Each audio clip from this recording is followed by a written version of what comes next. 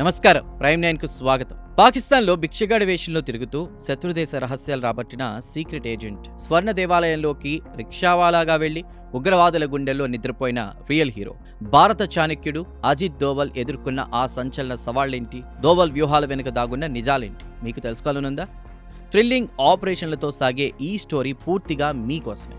అత్యంత ప్రమాదకర మిషన్ల నుంచి దేశ రక్షణ వ్యూహాల వరకు ప్రపంచాన్ని ఆశ్చర్యపరిచిన డోవల్ మాస్టర్ మైండ్ వెనుకున్నటువంటి నిజమైన కథ ఏంటో తెలిస్తే మీ మైండ్ బ్లాక్ అవడం ఖాయం. ఏమాత్రం ఆలస్యం చేయకుండా అజిత్ దోవల్ అడ్వెంచరస్ లైఫ్ సీక్రెట్స్లోకి వెళదాం.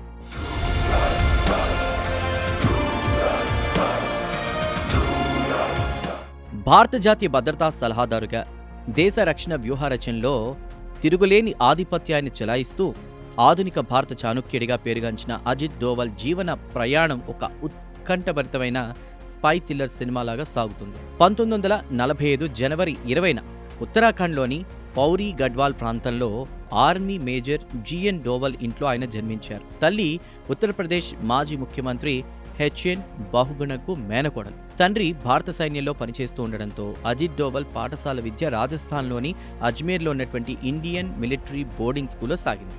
ఆ తర్వాత 1967లో ఆగ్రా విశ్వవిద్యాలయం నుంచి అర్థశాస్త్రంలో మాస్టర్స్ డిగ్రీని పూర్తి చేశారు. చిన్ననాటి నుంచే అసాధారణమైన తీక్షణమైన మేధస్సు, రక్షణ రంగంపై ఆసక్తి ఉన్న డోవల్ 1968లో తన 22 ఏళ్ల అతి పిన్న వయసులోనే మొదటి ప్రయత్నంలోనే యూపీఎస్సీ సివిల్ సర్వీసెస్ పరీక్షలో అత్యుత్తమ ర్యాంకు సాధించి ఐపీఎస్ అధికారిగా ఎంపికయ్యారు. శిక్షణ పూర్తి చేసుకున్న అనంతరం కేరళ కేడర్లోని కొట్టాయం జిల్లాకు అసిస్టెంట్ సూపరింటెండెంట్ ఆఫ్ పోలీస్గా నియామకం పొందారు. తన వృత్తి జీవితం ప్రారంభంలోనే క్లిష్టమైన సవాళ్లను ఎదుర్కొంటూ తక్కువ సమయంలోనే అగ్రశ్రేణి ఐపీఎస్ అధికారిగా పేరు తెచ్చుకోవడానికి సిద్ధమయ్యారు. కేరళంలోని కొట్టాయంలో బాధ్యతలు చేపట్టిన కొద్ది రోజులకే డోవల్ ఐపీఎస్ చాకచక్యానికి అద్దం పట్టే అతిపెద్ద సంఘటన చోటు చేసుకుంది. 1971 డిసెంబర్ 28న కేరళలోని కన్నూర్ జిల్లా తలస్సేరిలో ఉన్నటువంటి నూర్జహాన్ హోటల్ మొదటి అంతస్తు నుంచి ఒక వ్యక్తి కిందకు చెప్పు విసరడంతో రెండు వర్గాల మధ్య తీవ్ర ఘర్షణ ప్రారంభమైంది. ఆ చిన్న వివాదం చినికి గాలివాన్లా మారి ఆ ప్రాంతమంతటా కూడా తీవ్రమైన మత అల్లర్లు, లూటీలు, అగ్ని ప్రమాదాలకు దారితీసింది. పరిస్థితి ఎంత భయాందోళనకరంగా మారిందంటే అల్లర్లు జరుగుతున్న ప్రాంతాల్లోకి అడుగు పెట్టడానికి పోలీసులు సైతం వెనకడుగు వేశారు. ఆ సమయంలో కేరళంలో కాంగ్రెస్ ప్రభుత్వం అధికారంలో ఉండగా హోంమంత్రి కె కరుణాకరన్పై అల్లర్లను అదుపు చేయాలని తీవ్ర రాజకీయ ఒత్తిడి పెరిగింది. ఎవరికీ భయపడకుండా ధైర్యంగా అల్లర్ల ప్రాంతంలోకి వెళ్లి శాంతి భద్రతలను పునరుద్ధరించేటువంటి అధికారి కోసం వెతుకుతుండగా సీనియర్ అధికారులు అజిత్ డోవల్ పేరును ప్రస్తావించారు. ఇక కరుణాకరన్ సూచన మేరకు 1972 జనవరి 2న డోవల్ సంఘటనా స్థలికి చేరుకున్నారు. తోటి అధికారులు వెళ్లడానికి భయపడిన వీధుల్లో డోవల్ స్వయంగా తిరుగుతూ క్షేత్రస్థాయి సమాచారాన్ని సేకరించారు. ఆయుధ బలప్రయోగం కంటే వ్యూహాత్మక నిఘా విధానాన్ని ఎంచుకుని అల్లర్ల వెనుక ఉన్నటువంటి ఇరు వర్గాల నాయకులను గుర్తించి వారితో స్వయంగా చర్చలు జరిపారు. లూటీ అయిన ఆస్తులను రికవరీ చేసి ఇరు వర్గాలకు తిరిగి ఇప్పించడంతో వారాల తరబడి కొనసాగిన అల్లర్లు కేవలం ఒక్క వారంలోనే ఎలాంటి హింస లేకుండా సమసిపోయాయి. మాజీ ఐజీపీ అలెగ్జాండర్ జాకబ్ రూపొందించిన నివేదికలో డోవల్ వ్యూహాన్ని విశేషంగా కొనియాడారు. ఈ సంఘటనతో ఢిల్లీలోని కాంగ్రెస్ కేంద్ర ప్రభుత్వం, నాటి ప్రధాని ఇందిరాగాంధీ దృష్టి డోవల్పై పడింది. దీంతో 1972 మధ్యకాలంలో రాష్ట్ర కేడర్ నుండి కేంద్ర నిఘా విభాగం ఐబీ డైరెక్ట్ ఆపరేషన్స్ వింగ్లో తీసుకోవడం జరిగింది. ఇక ఆ సంవత్సరమే అజిత్ డోవల్కు వివాహమై వివేక్ డోవల్, శౌర్య డోవల్ అనే 2 కుమారులు జన్మించారు. ఇంటెలిజెన్స్ బ్యూరోలో చేరిన తర్వాత అజిత్ డోవల్ జాతీయ భద్రతకు సంబంధించిన అత్యంత సంక్లిష్టమైన ఆపరేషన్లలో భాగస్వామయ్యారు. ఆ సమయంలో ప్రధాని ఇందిరాగాంధీకి మిజోరాం ప్రాంతంలో నెలకొన్న అశాంతి పెద్ద తలనొప్పిగా మారింది. అప్పట్లో మిజోరాం అస్సాం రాష్ట్రంలో భాగంగా ఉండేది. అక్కడ వచ్చినటువంటి తీవ్ర కరువు దృష్ట్యా ప్రజలు నష్టపరిహారం కోరగా ప్రభుత్వం స్పందించకపోవడంతో లాల్ దెంగా అనేటువంటి నాయకుడు మిజో నేషనల్ ఫ్యామిన్ ఫ్రంట్ స్థాపించారు. ఆ తర్వాత మిజో నేషనల్ ఫ్రంట్గా మారింది. అస్సాం ప్రభుత్వ నిబంధనల ప్రకారం అస్సామీ భాష వచ్చిన వారికే ప్రభుత్వ ఉద్యోగాలు ఇస్తామని చెప్పడం మిజో ప్రజల్లో ఆగ్రహాన్ని పెంచింది. ఈ క్రమంలో అస్సాం రైఫిల్స్కు చెందిన 2 బెటాలియన్లను రద్దు చేయడంతో ఉద్యోగాలు కోల్పోయిన మిజో సైనికులు, వారిలోని 7 కమాండర్లు లాల్ దెంగాతో చేయి కలిపి ఆయుధాలు పట్టారు. వారు భారత సరిహద్దు భద్రతా దళాలపై దాడులు చేసి భారత జాతీయ పతాకాన్ని తొలగించి తమ స్వతంత్ర దేశాన్ని ప్రకటించుకున్నారు. మిజోరం ప్రజల మద్దతు, సైనిక శిక్షణ పొందిన 7 కమాండర్ల వ్యూహాల వల్ల భారత సైన్యం నేరుగా రంగంలోకి దిగితే తీవ్ర ప్రతికూల ఫలితాలొస్తాయని భావించి ఆ సంక్షోభాన్ని పరిష్కరించే బాధ్యతను అజిత్ డోవల్కు అప్పగించారు. సబ్సిడియరీ ఇంటెలిజెన్స్ బ్యూరో హెడ్గా డోవల్ స్వయంగా మిజోరం వెళ్లడానికి మొగ్గు చూపారు.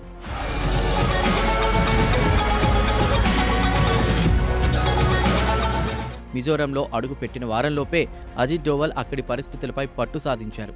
లాల్ డెంగా శక్తి అంతా ఆ 7 కమాండర్లపైనే ఆధారపడి ఉందనే విషయాన్ని, అలాగే వారి మధ్య అంతర్గత విభేదాలున్నాయని గుర్తించారు. మయన్మార్ పర్వత ప్రాంతాల్లో స్థావరాలు ఏర్పాటు చేసుకున్న ఆ కమాండర్ల వద్దకు డోవల్ సీక్రెట్ ఏజెంట్గా ప్రవేశించారు. వారితో నెమ్మదిగా స్నేహం పెంచుకుని రోజూ కలిసి మద్యం సేవిస్తూ వారి నమ్మకాన్ని గెలుచుకున్నారు. ఒకానొక సందర్భంలో ఆ కమాండర్లను తన ఇంటికి ఆహ్వానించి వారికి పంది మాంసంతో విందు కూడా ఏర్పాటు చేశారు. తన భర్త ఇంట్లో వంట చేసి వడ్డిస్తున్నది తీవ్రవాదులకే అనే విషయం డోవల్ భార్యకు కూడా తెలియదు.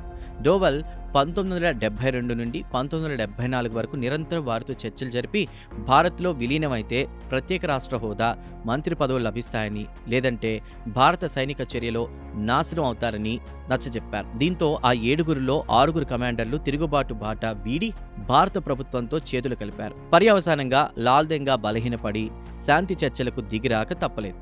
ఇక సాకేత్ దత్తా అనేటువంటి విలేకరి ఇంటర్వ్యూలో లాల్ డెంగా స్వయంగా ఈ విషయాన్ని అంగీకరిస్తూ డోవల్ తన కమాండర్లను తిప్పుకోవడం వల్లే తాను లొంగిపోవాల్సి వచ్చిందని తెలిపారు. ఆ తర్వాత మిజోరం ప్రత్యేక రాష్ట్రంగా మారి లాల్ డెంగా తొలి ముఖ్యమంత్రి అయ్యారు. ఈ అత్యుత్తమ సేవలకు గాను సాధారణంగా 14 ఏళ్ల సర్వీస్ ఉన్న వారికి ఇచ్చేటువంటి ప్రెసిడెంట్ పోలీస్ మెడల్ను డోవల్కు కేవలం 7 ఏళ్ల సర్వీస్లోనే మంజూరు చేశారు. మిజోరంలో విజయం సాధించిన వెంటనే అజిత్ డోవల్కు సిక్కిం వ్యవహారాన్ని అప్పగించారు. అప్పట్లో సిక్కిం ఒక రాచరిక సంస్థానంగా ఉండేది. నాటి రాజు పల్జెన్ తోండప్ నామ్గ్యాల్ అమెరికా CIA ఏజెంట్ అయినటువంటి హోప్ కుక్ అనేటువంటి మహిళను వివాహం చేసుకోవడంతో సిక్కిం పాలన అమెరికా ప్రయోజనాలకు అనుగుణంగా మారడం ప్రారంభమైంది. ఇక దీనిని అడ్డుకోవడానికి ఇందిరాగాంధీ రా చీఫ్ RN కావ్ సహాయంతో ఒక వ్యూహాన్ని రచించారు. రాచరికానికి వ్యతిరేకంగా ఉన్నటువంటి స్థానిక చిన్న రాజకీయ పార్టీలను బలపరిచి, రాజును బలహీనపరిచి సిక్కింను భారత్లో విలీనం చేసే బాధ్యతను డోవల్ భుజస్కంధాలపై ఉంచారు. డోవల్ వెంటనే సిక్కిం నేషనల్ కాంగ్రెస్ నాయకుడు కాజీ దోర్జీతో చేతులు కలిపి ఆయన పార్టీకి కావలసిన ఆర్థిక, వ్యూహాత్మక మద్దతును అందించారు. డోవల్ వ్యూహంతో కాజీ ప్రజాదరణ పొంది ఎన్నికల్లో గెలిచి సిక్కిం ప్రధానమంత్రి అయ్యారు. అనంతరం కాజీ ఇందిరాగాంధీకి లేఖ రాసి రాజు అణిచివేత నుండి రక్షణ కోరడంతో భారత సైన్యం రాజ్భవనాన్ని స్వాధీనం చేసుకుంది. నిర్వహించిన ప్రజాభిప్రాయ సేకరణలో 97% మంది ప్రజలు భారత్లో విలీనానికి జై కొట్టారు. 1975 మే 16న 36వ రాజ్యాంగ సవరణ ద్వారా సిక్కిం భారతదేశంలో 22వ రాష్ట్రంగా మారింది. ఈ వైఫల్యంతో CIA ఏజెంట్ రాజుకు విడాకులిచ్చి అమెరికాకు వెళ్లిపోగా కాజీ దోర్జీ ముఖ్యమంత్రి అయ్యారు. సిక్కిం, మిజోరాంలలో విజయం సాధించిన తర్వాత అజిత్ డోవల్ భారత జాతీయ భద్రతా వ్యూహంలో కీలక పాత్రధారిగా మారారు.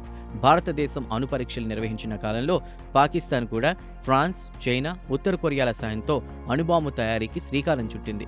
పాకిస్తాన్ అణు కార్యక్రమాన్ని పసిగట్టి అడ్డుకోవడానికి ఇందిరాగాంధీ ఆదేశాల మేరకు భారత నిఘా వర్గాలు తమ ఏజెంట్లను పాకిస్తాన్ పంపాయి. అజిత్ డోవల్ పాకిస్తాన్లోని భారత రాయబార కార్యాలయంలో ఫస్ట్ సెక్రటరీగా పనిచేస్తూనే సుమారు 6 నుండి 7 సంవత్సరాలు అండర్ కవర్ స్పైగా గడిపారు. పాకిస్తాన్లోని కహుతా అణు కేంద్రం వద్ద భిక్షగాడి రూపంలో తిరుగుతూ రహస్య సమాచారాన్ని సేకరించారు. మంగళ కార్యక్రమాలు, కవాలీల వద్ద తన నకిలీ గడ్డం ఊడిపోవడం, ఇస్లామాబాద్లోని ఔలియా మజార్ వద్ద చెవి కుట్టు ఆధారంగా ఒక స్థానికుడు గుర్తుపట్టడం వంటి 2 ప్రమాదకరమైన పరిస్థితుల నుండి కూడా చాకచక్యంగా తప్పించుకుని భారత్కు నిరంతరం కీలక నిఘా సమాచారాన్ని అందించారు. 1980ల చివరిలో పంజాబ్లో ఖలిస్తాన్ ఉగ్రవాదం తీవ్ర రూపం దాల్చింది. 1984 ఆపరేషన్ బ్లూ స్టార్ తర్వాత సిక్కు సమాజంలో తీవ్ర అసంతృప్తి నెలకొనడం, ఇందిరాగాంధీ హత్య వంటి ఘోరాలు జరిగాయి. 1988లో ఖలిస్తాన్ కమాండో ఫోర్స్ బాబా ఖల్సా ఉగ్రవాదులు మళ్లీ అమృత్సర్లోని స్వర్ణ దేవాలయం కాంప్లెక్స్లోని రూమ్ నంబర్ 14ను స్వాధీనం చేసుకున్నారు. నాటి ప్రధాని రాజీవ్ గాంధీ స్వర్ణ దేవాలయం పవిత్రతకు భంగం కలగకుండా, ఎలాంటి సైనిక దాడి లేకుండా ఉగ్రవాదులను బయటకు తీసుకురావాలని ఆదేశించారు. ఈ బాధ్యతను KPS గిల్, అజిత్ డోవల్కు అప్పగించి నిర్వహించిన operation operation black thunder 2 Ajit Doval rickshaw కార్మికుడి వేషంలో స్వర్ణ దేవాలయం చుట్టూ తిరుగుతూ సమాచారం సేకరించడమే కాకుండా తన ఉర్దూ భాషా ప్రావీణ్యంతో ఉగ్రవాదుల వద్దకు వెళ్లి తాను పాకిస్తాన్ ఐఎస్ఐ పంపిన ఏజెంట్నని నమ్మించారు. దేవాలయం లోపలికి వెలుపలికి స్వేచ్ఛగా తిరుగుతూ ఉగ్రవాదుల స్థావరాలు, ఆయుధాలు, వ్యూహాలను సమగ్రంగా సేకరించి బయట ఉన్నటువంటి ఎన్ఎస్జీ కమాండోలకు అందించారు. ఇక దోవల్ అందించిన పక్కా సమాచారంతో ఎన్ఎస్జీ కమాండోలు స్థానాలను ఆక్రమించారు. గుడి లోపలికి విద్యుత్, మంచినీటి సరఫరాను నిలిపివేశారు. తీవ్రమైన ఎండల కారణంగా డీహైడ్రేషన్ బారిన పడిన ఉగ్రవాదుల కమాండర్ జగ్గీర్ సింగ్ మే 15న నీళ్ల కోసం బయటకు రాగానే ఇక స్నైపర్ దాడిలో హతమయ్యాడు. గుడి లోపలున్నటువంటి ఉగ్రవాదుల మనోధైర్యాన్ని దెబ్బతీసేలా దోవల్ వారితో సంప్రదింపులు జరిపి లొంగిపోవడమే ఏకైక మార్గమని ఒప్పించారు. పర్యవసానంగా మే 18న ఉగ్రవాదులందరూ ఆయుధాలు వదిలి లొంగిపోయారు. గుడికి ఎలాంటి నష్టం జరగకుండా ఎంతోమంది ప్రాణాలను కాపాడుతూ ఈ ఆపరేషన్ను దిగ్విజయంగా పూర్తి చేసినందుకు డోవల్కు అత్యున్నత గ్యాలంటరీ పురస్కారం లభించింది. అనంతరం 1992లో లండన్లోని భారత రాయబార కార్యాలయానికి బదిలీ అయ్యి అక్కడ అనేక అంతర్జాతీయ ఆపరేషన్లను పర్యవేక్షించారు.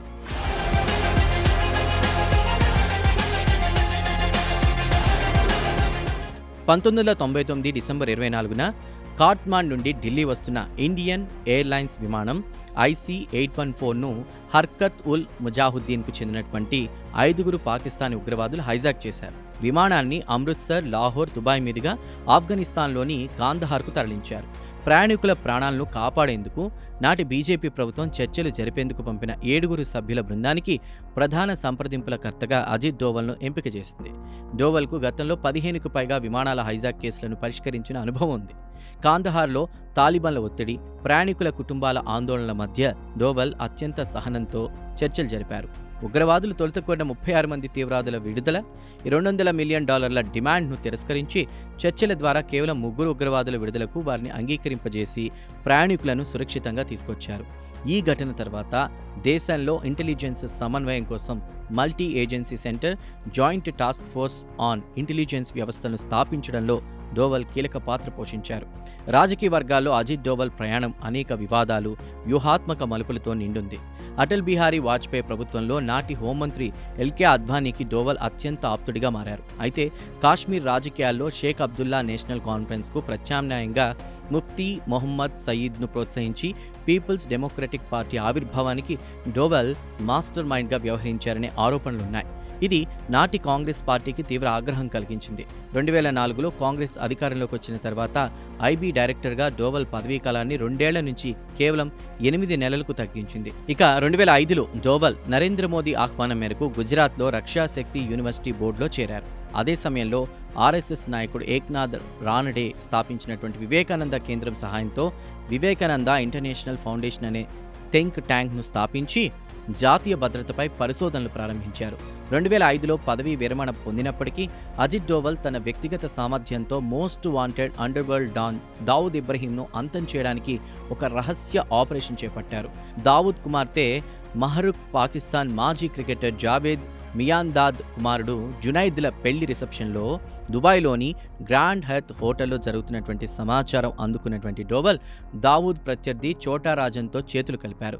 చోటా రాజన్ షూటర్లు విక్కీ మల్హోత్రా, ఫరీద్ తనాషాలను ఢిల్లీలోని ఒక హోటల్లో రహస్యంగా శిక్షణ ఇస్తూ వారికి నకిలీ పాస్పోర్ట్లు, దుబాయ్ టికెట్లు సిద్ధం చేశారు. అయితే ముంబై క్రైమ్ బ్రాంచ్ ఏదైతే ఉందో ఐపీఎస్ అధికారులు ధనుంజయ్, కమలాకర్, మీరా బోర్భంకర్ డోవల్ ప్రణాళికను పసిగట్టకుండా దాడి చేసి ఆ షూటర్లను అరెస్ట్ చేశారు.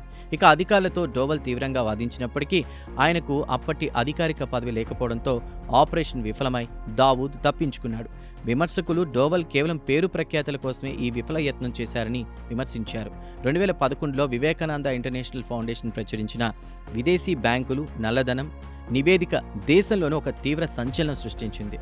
ఈ నివేదిక ఆధారంగా బాబా రామ్దేవ్, అన్నా హజారే, అరవింద్ కేజ్రీవాల్, కిరణ్ బేడీలతో కలిసి పలు సెమినార్లు నిర్వహించారు. ఈ పరిణామాలు కాంగ్రెస్ యూపీఏ ప్రభుత్వానికి వ్యతిరేకంగా పెద్ద ఎత్తున అవినీతి నిరోధక ఉద్యమానికి పునాది వేశాయి. తదనంతరం 2014లో నరేంద్ర మోదీ నేతృత్వంలో బీజేపీ అధికారంలోకి రాగానే అజిత్ డోవల్ను జాతీయ భద్రతా సలహాదారుగా నియమించారు. సాధారణంగా ఐఎఫ్ఎస్ అధికారులను నియమించేటువంటి ఈ పదవిలో ఐపీఎస్ అధికారి అయినటువంటి డోవల్ను కూర్చోబెట్టడం విశేషం. ఇక ఎన్ఎస్ఏగా బాధ్యతలు స్వీకరించిన వెంటనే ఇరాక్లో ఐసిస్ ఉగ్రవాదులు చిక్కుకున్న 46 మంది భారతీయ నర్సులను సురక్షితంగా రప్పించడంలో దోవల్ సఫలీకృతమయ్యారు. ఇక నరేంద్ర మోదీ హయాంలో అజిత్ దోవల్ భారత రక్షణ విధానాన్ని డిఫెన్సివ్ నుండి డిఫెన్సివ్ అఫెన్సివ్ శైలికి మార్చారు. ఇక అంటే శత్రువులు దాడి చేసే వరకు వేచి చూడకుండా శత్రు స్థావరాలపై ముందస్తుగా దాడులు చేయడం. ఈ నూతన ఏదైతే వ్యూహం ఉందో ఆ వ్యూహంతోనే మయన్మార్ సరిహద్దులో ఉగ్రవాద స్థావరాలపై దాడులు, 2016లో ఉరిగట్టన తర్వాత పాకిస్తాన్ ఆక్రమిత కాశ్మీర్లో నిర్వహించిన సర్జికల్ స్ట్రైక్స్, 2019 పుల్వామా దాడి తర్వాత చేపట్టిన బాలాకోట్ వైమానిక దాడులు పక్కగా అమలు చేయబడ్డాయి. అలాగే జమ్మూ కాశ్మీర్లో ఆర్టికల్ 370 రద్దు ప్రక్రియను అత్యంత రక్షణతో శాంతి భద్రతల సమస్యలు తలెత్తకుండా పర్యవేక్షించడంలో దోవల్ వ్యూహం అత్యంత కీలకమైందిగా నిలిచింది. అంతర్జాతీయంగా దేశ శత్రువులతో పోరాడుతున్న దోవల్ కుటుంబం స్వదేశంలో తీవ్ర రాజకీయ ఆరోపణలను ఎదుర్కోవాల్సి వచ్చింది. ఆయన పెద్ద కుమారుడు శౌర్య దోవల్ సింగపూర్ కేంద్రంగా నడుపుతున్నటువంటి టార్చ్ ఇన్వెస్ట్మెంట్ అనేటువంటి సంస్థతో పాకిస్తానీ జాతీయుడైన సయ్యద్ అలీ అబ్బాస్ భాగస్వామిగా ఉన్నాడని, డిఫెన్స్ కాంట్రాక్టర్ల నుండి విరాళాలు పొందుతున్నారని కాంగ్రెస్ ఆరోపించింది. అలాగే రెండో కుమారుడు వివేక్ డోవల్ 2016 నోట్ల రద్దు జరిగిన 13 రోజులకే కేమన్ ఐలాండ్స్లో GNW ఆసియా హెడ్జ్ ఫండ్ స్థాపించారని ది క్యారవాన్ మ్యాగజైన్ కథనం ప్రచురించగా దాని ఆధారంగా కాంగ్రెస్ నాయకుడు జైరాం రమేష్ తీవ్ర వ్యాఖ్యలు చేశారు. దీనిపై Vivekananda Doval criminal defamation case నమోదు చేయడంతో జైరాం రమేష్ కోర్టులో తన ఆరోపణలను ఉపసంహరించుకుంటూ వివేక్ డోవల్కు రాతపూర్వకంగా క్షమాపణలు చెప్పారు. అజిత్ డోవల్ జీవన ప్రయాణం, సాహసాలు, దేశభక్తి, నిఘా వ్యూహాలు, తీవ్ర రాజకీయ పోరాటాల సమాహారం. కేంద్ర కేబినెట్ మంత్రి హోదాతో వరుసగా 3వసారి భారత జాతీయ భద్రతా సలహాదారుగా సేవలందిస్తున్న ఆయన భారత రక్షణ రంగాన్ని ఆధునీకరించి ప్రపంచ స్థాయిలో భారత్ గొంతును బలంగా వినిపించేలా చేశారు. దేశ సరిహద్దులను పరిరక్షించడంలో, ఉగ్రవాదాన్ని ఉక్కు పాదంతో అణిచివేయడంలో దోవల్ చూపినటువంటి చొరవ వల్లే సమకాలీన భారతదేశపు అత్యుత్తమ భద్రతా నిపుణుడిగా, రియల్ చాణుక్యుడిగా దేశ ప్రజలు గౌరవిస్తున్నారు.